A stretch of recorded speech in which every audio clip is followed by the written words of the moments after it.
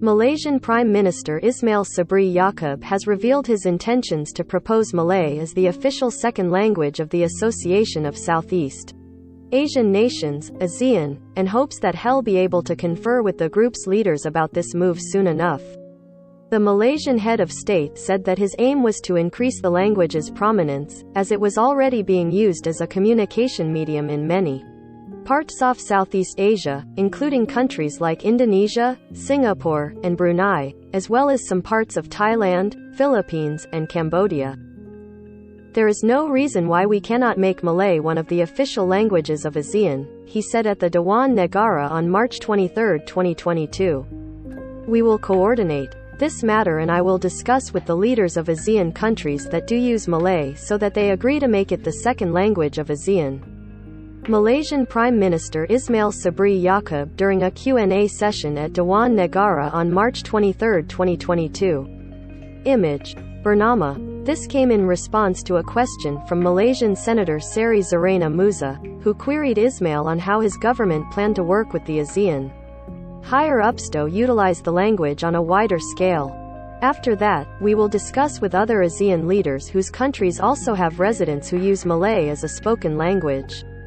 Ismail reasoned that currently, only 4 out of 10 ASEAN member nations used English as the official language for international events, while the rest continue to use their national languages for official communications. He gave the example of how he had used Malay to communicate during his official trips to countries like Indonesia, Brunei, Cambodia, and Thailand.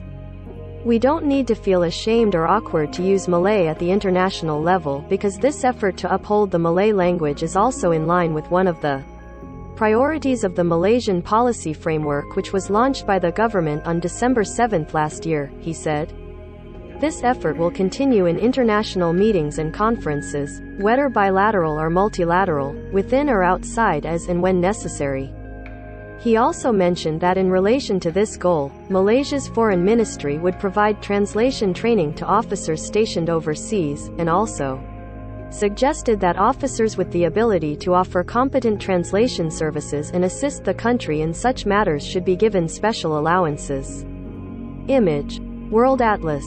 He also said that the ministry would establish a language and culture unit at every foreign mission, and would ensure that officers stationed abroad along with their children would be given training in improving their Malay proficiency. We find that some children of our diplomatic officers are not proficient in Malay because they study in international schools and some of the officers do not return to Malaysia but instead are cross-posted to other countries on a regular basis, he said. This causes their children who have studied for years in international schools to be unable to speak Malay, so we will create these classes with immediate effect, and they will be extended to Malaysians living abroad. Read more life stories. Malaysia doesn't plan to ban child marriage anytime soon. Here's why. Singapore wants to start running on nuclear energy by 2050.